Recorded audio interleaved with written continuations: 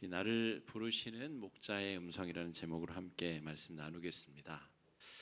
우리 호르무즈 해협이 봉쇄되면서 기름값이 천정부지로 솟구치고 있습니다. 1,400원, 1,500원의 기름 들 때도 비싸다고 생각했는데 이제는 10원이라도 더 싼 데를 찾아서 사람들이 이리저리 막 방황하고 있습니다. 전쟁이 금방 끝날이라는 예상과 달리 두 달째를 맞이하고 있는데 이 호르무즈 해협 이름을 처음 들어보시는 분들도 이제는 너도 나도 이 곳의 위치를 어떻게 생겼는지를 다 우리가 알고 있습니다. 이렇게 생겼습니다. 이렇게 온폭 들어간 곳을 만이라고 하고 튀어나온 곳을 반도라고 하잖아요. 저희 걸프만인데 저 안에 있는 나라들에서 기름들이 그렇게 많이 나죠. 근데 그 기름을 바다로 실어야 외국으로 팔아먹고 운송을 하는데 그 입구가 공교롭게 정말 이 목구멍처럼 좁은 해협을 통과하게 되어 있습니다. 저곳을 막으면 이제 전체 해외로 유통되는 기름의 양 25%가 저곳을 통과하기 때문에 국제 유가에 큰 영향을 미칠 수밖에 없는 거죠. 지금까지는 중동 정세가 아무리 위태로워도 저기가 봉쇄된 적은 없습니다. 한 번도 없는데 이번에 처음으로 거의 봉쇄에 준하는 그런 일이 벌어지게 되면서 또 오히려 미국이 이란의 배들을 역봉쇄하면서 어떤 배도 드나들 수 없는 그야말로 희한한 상황이 지금 유사일에 저 해협이 만들어진 이후로 처음으로 전개가 되고 있습니다. 그렇고 보니까 저 해협이 마치 문지방, 문턱, 관문처럼 생겼다라고 보게 되었습니다. 문의 역할은 다른 두 공간을 막아주기도 하고 이어주기도 하는 역할을 하는 장치입니다. 문이 닫히면 두 공간이 구별이 되고 열리면 두 공간이 이어지게 되는 그런 물리적 장치를 우리가 문이라고 하죠. 지난주에 우리가 엠마오로 가던 두 제자에게 벌어진 일들을 살폈습니다. 예수님의 죽음에 실망한 제자들이 자신의 고향, 원래 살던 엠마오라는 고향으로 돌아가고 있습니다. 그런데 그 가는 길에 부활하신 예수님이 눈높이를 낮추시고 보폭을 맞추셔서 그들의 이야기를 들어주시고 그들에게 예루살렘에서 벌어진 일의 진상에 대해서 그 속 이야기를 솔직하게 다 들려주십니다. 그리고 그 밤에는 주님의 살과 피를 나누어 주신 성만찬이 연상되는 그 환대의 식사를 두 제자에게 베풀어 주시면서 그 제자들이 다시 회복되어서 예루살렘으로 돌아갈 수 있는 은혜의 길이 열렸다는 것이죠. 오늘 요한복음 10장 이 나는 양의 문이다라고 하는 이 본문의 말씀이 부활절 네 번째 주일에 성도들이 묵상하도록 정해져 있는 그런 본문입니다. 왜 부활절 이후 네 번째 주일에 하필 이 말씀을 묵상하도록 하셨을까? 왜 교회의 역사는 이 본문이 부활절 네 번째 주일에 묵상해야 될 말씀으로 그렇게 정했을까? 고민이 깊어지게 됩니다. 자, 예루살렘으로 다시 돌아온 그 회복된 제자들에게는 또 다른 고민이 생겼을 것입니다. 어떻게 살아야 되나? 예수님이 그동안 죽어버렸다라고 그 예수님의 개혁 운동이 실패로 점철되었다라고 생각했었던 제자들이 고향으로 돌아갔는데 그 고향으로 돌아가는 제자들을 예수님께서 다시 회복시키셔서 예루살렘으로 다 모으셨단 말이죠. 그런데 예수님은 육체를 가지신 예수님은 예전처럼 자기들 곁에 계시지 않습니다. 끊임없이 부활하신 예수님에 대한 소망과 기대는 가지고 있으나 앞으로 어떻게 살아야 되는지에 대한 갈피를 못 잡고 있는 상황이 예루살렘에 돌아온 제자들의 상태다 말할 수 있습니다. 앞으로 어떻게 내가 부활의 주님을 만났다고 말하는 증인의 삶을 살 수 있는가, 이런 고민들이 이어질 수밖에 없습니다. 아까 호르무즈 해협 이야기를 말씀드리면서 문이 닫히고 열리는 이야기를 드렸습니다. 증기기관이 발명되면서 8세기에 증기기관이 발명되면서 산업혁명 시대가 열립니다. 그러니까 난로 위에 주전자를 올려놨더니 그 주전자 뚜껑이 달그락달그락, 그 수증기의 힘이 어떤 가능성이 있는지 그동안 몰랐는데 이제 기계를 잘 만들어 놓고 그 압력을 잘 통제했더니 그걸로 큰 피스톤을 굴리고 수많은 무시무시한 기계들을 움직일 수 있는 힘이 그 증기로부터 얻어진다는 것을 사람들이 발명한 다음에 그 다음에 산업화 시대의 문이 활짝 열렸다는 것이죠. 제자들도 마찬가지입니다. 예수님이 나는 부활할 것이다 라고 계속 말씀하셨지만 부활하신 이후에 예수님을 보기 전까지는 제자들에게 새로운 문이 열리지 않았습니다. 주님의 부활을 목격한 이후에야 부활이 가능하다는 것, 예수님이 부활의 첫 열매가 되신다는 가능성의 문이 활짝 열리게 된 것이죠. 그러므로 이제부터는 제자들에게 새로운 삶의 양식이 필요하게 되었습니다. 새로 열린 문을 따라서 새로운 삶의 방식으로 살아가야 되는데 그러한 새로운 첫 출발의 문이 제자들에게 지금 열린 상태다라고 볼 수가 있겠습니다. 7절 말씀 우리 같이 한번 읽어보겠습니다. 시작. 그러므로 예수께서 다시 이르시되 너희에게 말하노니 나는 양의 문이라. 예수님께서 십자가를 지시기 전에 자기 자신에 대해서 비유로 하신 이야기입니다. 그러니까 예전에 하신 그 비유의 말씀이 지금 부활의 삶을 살아야 되는 제자들에게 다시금 회상되어서 부활의 삶을 이렇게 살아가라고 우리에게 지침을 주신 말씀이구나라고 이 말씀을 다시 회상하게 된다는 것이죠. 부활의 삶을 살아내는 제자들에게 예수님이 양의 문이 되신다는 이 이야기가 오늘 꽉 붙잡아야 되는 굉장히 중요한 삶의 지침이 되는 말씀이다라고 말할 수가 있겠습니다. 주보를 보시면 편집이 조금 바뀌었죠. 주중에 우리 루디아 선교회에서 이렇게 하는 게 좋지 않을까라고 의견을 주셔서 배치를 좀 바꿔봤습니다.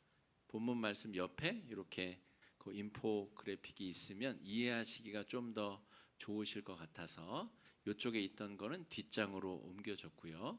좋은 의견 주셔서 너무 감사드립니다. 요 그림도 봐가시면서 오늘 내용 따라와 보시면 좋을 텐데요. 자, 예수님께서 나는 양의 문이다 라는 이야기를 하셨는데 6절에 보면 제자들이 당시에는 그게 무슨 말인지 몰랐습니다. 도대체 무슨 말이야? 자기가 왜 양의 문이래? 라고 이해하지 못했으나 부활하고 났더니 예수님께서 부활하신 것을 목격하고 났더니 우리에게 새로운 문이 열렸고 우리가 어떤 방식으로 부활의 증인으로 살아가야 되는지를 예수님께서 미리 말씀해 주신 것이구나 라고 깨닫게 되었다는 것입니다. 히브리서 12장 2절 말씀 같이 한번 읽어보실까요? 시작. 믿음의 주요 또 온전하게 하시는 이인 예수를 바라보자. 그는 식품을 위하여 십자가를 참으사 부끄러움을 개의치 아니하시더니 하나님 보좌 우편에 앉으셨느니라. 아멘. 삼위일체 하나님을 이해하기 위해서 꼭 필요한 구절이 히브리서 12장 2절인데요. 부활 승천하신 예수님은 지금 어디서 무엇을 하고 계시는가에 대한 명확한 기록입니다. 예수님이 하기 싫은 일을 억지로 십자가를 지기 싫은데 억지로 짊어지고 그 하기 싫은 고역을 다 끝내고 아이고 끝냈다 하고 하늘로 슉 올라가셔서 거기서 호의호식하고 편히 놀고 먹고 쉬고 계시는가 아니면 어떤 일을 하고 계시는가. 오늘 예수님이 자신을 양의 문으로 비유하신 것과 히브리서 12장 2절이 아주 긴밀하게 연결되어져 있습니다. 오늘 말씀을 보니까 부활 승천하신 예수님이 하나님 보좌 우편에 성부 우편에 앉으셨느니라. 그곳에서 성령을 통하여 하나님의 사람들과 끊임없이 영적 교류를 하고 끊임없이 그들에게 은혜를 경험하게 하고 세임과 능력을 주시는 그 일에 삼위일체 하나님이 함께 참여하고 계시다는 이야기입니다. 그러니까 하기 싫은 일을 억지로 마치고 황급히 하늘로 올라가서 우리와 상관없는 삶을 살고 계신 것이 아니라 성부 우편에 앉으셔서 우리에게 보내신 성령을 통하여 우리에게 벌어질 놀라운 일들을 계속해서 진행하고 계시다는 거죠. 그게 바로 예수님이 내가 양의 문이다 말씀하신 것과 관련이 있다는 이야기입니다. 양의 문을 성경의 이야기를 도식화해서 이미지화하면 이런 정도로 그릴 수 있을 것 같습니다. 양은 아주 일찍이 가축화된 짐승입니다. 그래서 자신을 보호할 수 있는 어떠한 방어 수단 자체가 없습니다. 시력도 나쁘고 뿔이 있는 양도 있지만 뿔이 없는 양도 있고, 그래서 뭔가 자신을 방어할 수 있는 수단 자체가 없습니다. 철저히 목자에게 의지하여야 생명을 부지할 수 있는 존재가 양인 것이죠. 그래서 목자는 낮 동안에는 끊임없이 양들을 끌고 다니면서 풀을 먹이고 물을 마시게 합니다. 그런데 목자도 쉬어야 되고 양도 잠을 자야 되죠. 그 밤이 문제인데 그 밤에는 양 우리 안에 양들을 집어넣습니다.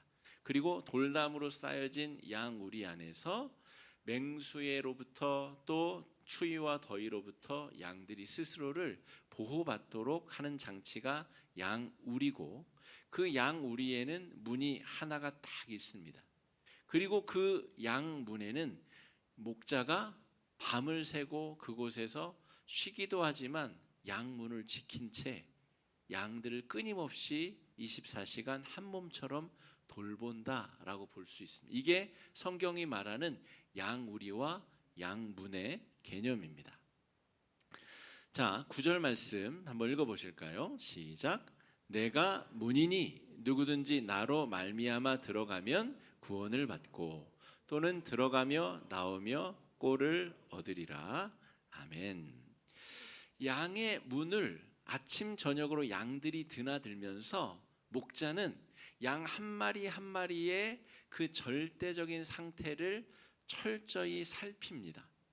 양이 지금 살은 쪄가고 있는지, 살이 말라가고 있는지, 제대로 영양분 공급은 되고 있는지, 어디 어저께 나갔다 들어오다가 어디 나무꽃 가지에 찔려서 살갗이 찢어지진 않았는지 한 마리 한 마리 자세히 살피면서 자신의 몸을 살피듯이 아침 저녁으로 목자는 이 양 문이 되어서 양 문지기가 되어서 양들의 상태를 철저히 살핀다는 것이죠.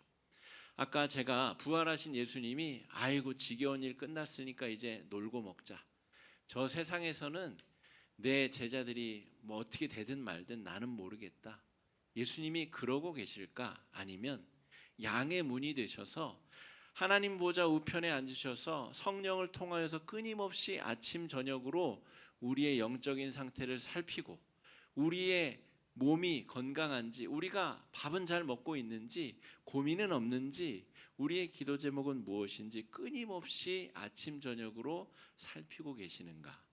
예수님이 나는 양의 문이다, 내가 너희와 육체적으로 함께 하고 있지 않다고 해서 너희를 떠나는 것이 아니다 라는 분명한 메시지를 이미 이 요한복음 10장의 비유에서 우리에게 주고 계시는 겁니다. 자, 1절 2절 말씀 읽어보겠습니다. 시작. 내가 진실로 진실로 너희에게 이르노니 문을 통하여 양의 우리에 들어가지 아니하고 다른 데로 넘어가는 자는 절도며 강도요 문으로 들어가는 이는 양의 목자라. 아멘. 그 유튜브에 보면 이 목자의 음성을 정확하게 분별하는 양의 동영상이 있습니다. 여기 보여드리지 않는 이유는 모든 설교의 내용을 다 흡수할 만큼 그게 재밌기 때문에 설교의 내용 다 까먹으실까 봐 보여드리지는 않습니다. 그런데 놀랍게도 관광객들이 그걸 따라하느라고 양들을 부르는데 전혀 반응이 없다가 자기 목자가 탁 어떤 소리를 내면 양들이 고개를 휙 돌리고 목자 앞으로 막 나오는 모습을 볼 수 있습니다.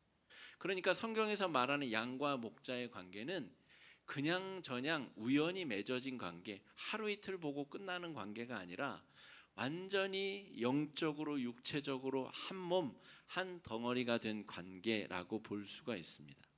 예수님은 자신이 걸어가신 십자가의 길이 구원과 생명에 이르는 유일한 길이라고 이야기하십니다. 우리 새가족 교육이 6주간 진행되는데 6과가 이단과 사이비에 대한 교육입니다. 이단 사이비에 대한 교육은 어떻게 보면 굉장히 단순합니다. 삼위일체 신앙 고백에서 그 안에 머물러 있는가, 그것을 벗어나 있는가, 이게 이단과 사이비와 정통을 구분하는 유일하지만 가장 확실한 기준입니다. 이단의 사이비의 교주들은 자기들이 삼위일체 플러스 네 번째 존재가 되어서 마치 자기가 하나님인 것처럼, 그 하나님의 뜻을 자기만 알아차릴 수 있는 것처럼 거짓말을 늘어놓습니다. 그러나 우리 정통 교회 바른 신앙은 삼위일체 하나님, 그 유일한 신앙 고백의 길 이외에는 다른 길이 없다라고 하는 명확한 신앙 고백 위에 서 있는 사람들이 우리 정통 교회입니다. 여러분, 그래서 기독교는 때로는 굉장히 폐쇄적이라는 그런 평가를 받기도 합니다. 그런데 말씀에 근거하다 보니 그럴 수밖에 없습니다. 다른 길, 선행을 많이 베풀고 다른 여러 유익한 방법을 통하여 하나님의 자녀가 될 수 있는 길이 있으면 좋은데 다른 길이 없다는 것이죠. 양의 문이 되시는 예수 그리스도를 통과하지 아니하면 하나님의 자녀가 될 수 있는 다른 길이 절대 없기 때문에 우리는 예수 그리스도의 그 문을 통과하여 그 영생과 부활과 생명의 길을 접어들 수 있게 되는 것입니다.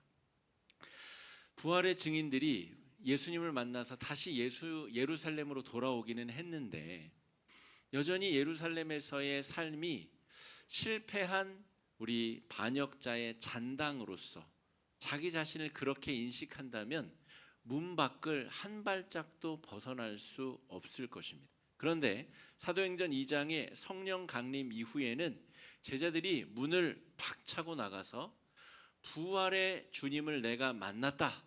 내가 예수를 따라다니던 예수쟁이들이다. 내가 본 예수 부활의 주님을 내가 당신들에게 전한다 라고 문을 박차고 나가서 부활의 증인의 삶을 살았습니다. 여러분, 그것을 가로막고 있는 이 문을 어떻게 열 수 있느냐? 오늘 예수님은 양의 문이 되시며 끊임없이 꼴과 양식을 제공해 주시는 목자로서 우리에게 임하고 계시다는 것을 바라봐야 됩니다. 3절 말씀 같이 한번 읽어보겠습니다. 시작. 문지기는 그를 위하여 문을 열고 양은 그의 음성을 듣나니 그가 자기 양의 이름을 각각 불러 인도하여 내느니라. 아까 그 동영상에 보면 특정한 어떤 소리를 내면 자기 양들이 휙 고개를 돌려서 목자를 바라봅니다. 여러 목자의 양들이 섞여 있는데도 그 목자의 양들만 휙 고개를 돌려봅니다. 그러다가 한 마리 한 마리 이름을 부르면 그 양들이 목자에게 다가옵니다. 여러분, 예수님께서 하여 주신 이 비유의 놀라운 특징이 무엇이냐면 부활하신 예수님이 저와 여러분 우리 한 명 한 명의 이름을 아신다는 겁니다. 그리고 아침 저녁으로 이 양의 문은 아침 저녁으로 드나들어야 되는데 아침 저녁으로 우리 한 명 한 명의 이름을 부르신다는 거죠. 예수님이 부활하신 이후에 40일간을 이 땅에 계셨습니다. 그 40일 동안 무엇을 하셨는가 하면 제자들을 한 번에 모아놓고 한 120m쯤 올라가셔서 부활의 모습을 한 번에 보여주신 게 아니라 엠마오로 가는 애들을 쫓아가가지고 또 그 밤에 하룻밤 같이 지내고 또 베드로와 안드레, 야고보, 요한은 갈릴리 호수에 고기질을 하러 가죠. 또 갈릴리에 가셔서 며칠을 보내시고 흩어진 제자들 한 명 한 명 찾아다니시면서 그들의 마음에 다시금 불을 지피는 일을 하셨습니다. 40일 동안 부활의 몸으로 그 일을 하셨습니다. 그냥 일반적인 부활의 소식을 전한 게 아니라 그 상황과 그 사람에게 꼭 맞는 언어와 템포와 눈높이에 맞추어서 부활의 소식을 그 낭망하고 실망한 제자들에게 전하셨다는 거죠.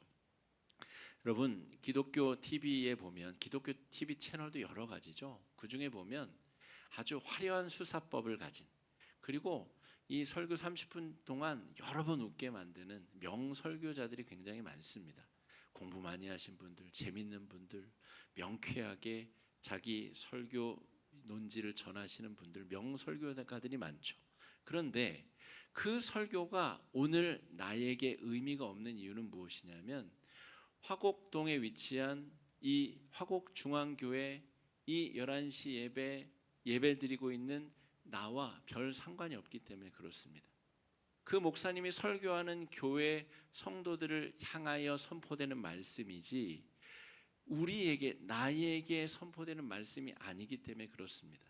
우리 성도들의 영적 상태를 정확히 아는 목회자가 그들의 한 명 한 명의 기도 제목과 슬픔과 고통과 절망을 아는 목회자가 그 양들에게 합당하게 준비된 밥을 잘 지어서 수려하고 아름다운 언어는 아니지만 그에 합당한 설교를 제공해야 그 예배에 그 합당한 말씀이 의미가 있고 가치 있게 전해지는 것입니다. 지금 대신방 기간인데 제가 가정 신방을 원칙으로 한다고 말씀드렸습니다. 예쁜 식당에서, 맛있는 밥집에서, 좋은 카페에서 기도 제목 나누고 신방할 수 있죠. 그런데 저의 목회 경험상 볼 때 집에 가야 자신의 무장을 해제하고 자신의 밑바닥에 있는 기도 제목을 내놓습니다. 자신의 가장 중요한 기도 제목이 그 안에서 나타나게 되기 때문에 제가 굳이 가정에 가서 신방을 하는 겁니다. 여러분, 나를 예수님이 아신다는 것이 그냥 수사학적으로 듣기 좋으라고 하는 말이 아닙니다. 예수님이 양은 그의 음성을 듣나니, 그가 자기 양의 이름을 각각 불러서 한 마리 한 마리 그 양들의 이름을 알고 부르고 필요와 어려움을 살피고 채우는 이 과정이 아침 저녁으로 양의 문을 통과하는 양들에게 벌어지는 은혜의 과정이라고 말할 수 있습니다. 여러분, 부활하신 예수님은 우리 각 사람 한 명 한 명의 이름을 아시고 그 필요를 아시고 그 필요에 선함으로 채우시고 성령의 놀라운 능력으로 우리에게 기름 부으시고 역사하여 주시는 하나님이십니다. 부활 승천하셔서 성부 우편의 보좌에 앉으셔서 성령을 통해서 끊임없이 우리 안에 살아계셔서 역사하시고 아침 저녁으로 우리의 이름을 부르시는 하나님이시라는 것이죠. 여러분, 십자가 사랑 안에서 나의 이름을 부르시는 목자의 음성이 들려지는 것을 구원받았다라고 이야기합니다. 변화받았다는 것은 그 독특하고 놀라운 나를 부르시는 예수의 음성이 나에게 들려지는 현상을 구원받았다고 이야기하는 것이죠. 새벽 예배에 녹음해서 제가 성도님들께 보내드리는데 처음 우리 교회 등록하신 분들은 좀 당황하십니다. 처음에 성경 본문을 읽고 1분간 다시 한번 읽으라고 제가 하잖아요. 그리고 각자에게 주시는 하나님의 기도 제목, 회개와 감사와 간구의 기도 제목을 만나보라고 하잖아요. 그 이유가 여기 있습니다. 아침에 우리가 이제 양의 문을 나서면서 하루를 열어야 되는데, 하루를 시작해야 되는데 나의 이름을 불러주시는 목자의 음성이 안 들려서야 되겠습니까? 예수님이 나의 이름을 부르시고 나의 상태를 살피시고, 야, 너 요즘에 잘 못 먹는 것 같은데 오늘 나가서는 풀을 양껏 뜯어 먹어라. 마음껏 뜯어 먹고 네가 오늘 좋아하는 아주 새순이 난 그런 초장으로 인도할 테니 너 맛있게 먹어라. 그 말씀해 주시는 음성이 들려야 그걸 가지고 하루를 살아갈 것 아닙니까? 그게 안 들린 채 어떻게 하루를 무슨 힘으로 우리가 살아갈 수가 있습니까? 그러므로 새벽을 말씀으로 여는 것은 굉장히 중요한 양의 문을 통과하는 의식입니다. 나를 부르시고 10절에서 15절 정도를 우리가 새벽마다 묵상하는데 그 10절, 15절 중에서의 한 단어, 한 구절, 한 문장이 나를 부르시는 그분이 나를 부르시는 방법이고 내 이름을 부르시는 방법이고 나에게 꼭 필요한 기도 제목을 주시는 방법입니다.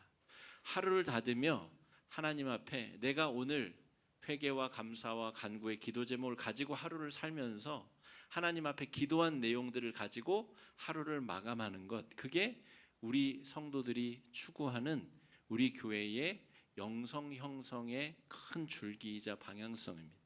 그 저녁 시간이 바로 이 양의 문을 통과하여 하루의 일과를 마무리한 양들이 이 목자의 돌봄과 그 사랑 안에서 양의 문을 통과하여 양우리로 들어가는 과정이라고 볼 수 있겠습니다.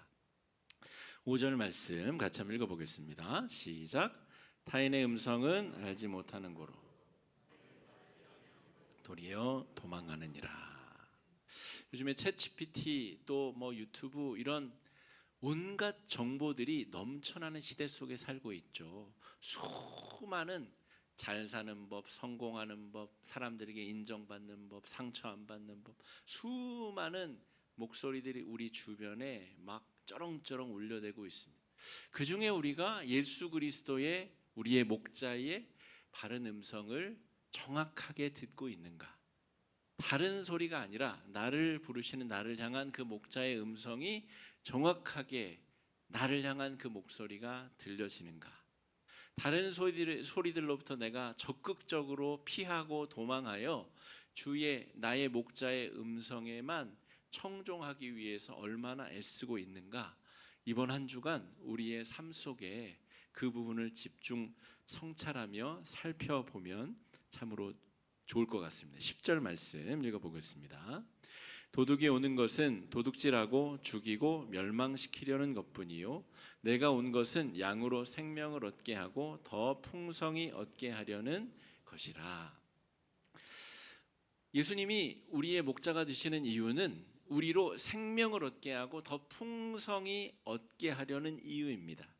이단 사이비에서는 사람을 착취하죠. 사람을 포섭해서 그 사람의 시간을 뺏고 돈을 뺏고 그 사람의 열정을 자기들의 조직을 위해서 희생하라고 강요하고 약탈하고 빼앗습니다. 분명히 이단 사이비의 중요한 특징입니다. 그러나 바른 교회는 복음으로 말미암아 그 사람이 그 사람답게 풍성해지도록 만듭니다. 말씀으로 충만해져서 풍성해져서 그 사람이 하나님의 자녀로서 능력 있게 자신의 삶의 자리에서 살아갈 수 있도록 버팀목이 되어주고 힘이 되어준다는 것이죠. 그게 정통교회와 이단 사이비와의 중요한 특징입니다. 여러분, 주일에 예배 잘 드리고 월요일부터 토요일까지 치열하게 여러분의 삶의 자리에서 승리하며 살아가십시오. 말씀으로 우리에게 아침 저녁으로 살펴주시고 공급해 주시는 성령의 능력으로 말미암아 세상 속에서 멋있는 그리스도인으로 잘 살아내셔야 됩니다. 그게 하나님께서 우리에게 바라시는 일이고 우리가 이 세상에서 부활의 증인으로 살아내야 될 일입니다. 우리 수요 기도회 새벽 기도회 말고는 여러분 교회 자주 오지 마십시오. 자주 오지 마시고 내 삶의 자리에서 어떻게 멋지게 귀하고 복되게 잘 살아낼 수 있을지를 애쓰고 노력하고 수고하시면 좋을 것 같습니다. 거기서 우리가 좋은 양인지 좋은 목자의 돌봄을 받고 있는 양인지가 결정되리라 여겨집니다. 목자이신 예수님의 나를 향한 그 음성이 아침 저녁으로 여러분 들려지면 좋겠습니다. 똑같은 말씀을 우리가 공동체가 같이 읽지만 나를 향한 하나님의 뜻이 들려지고 새롭게 새겨지고 역사되어지는 그런 은혜의 한 주가 되시기를 주의 이름으로 축복합니다.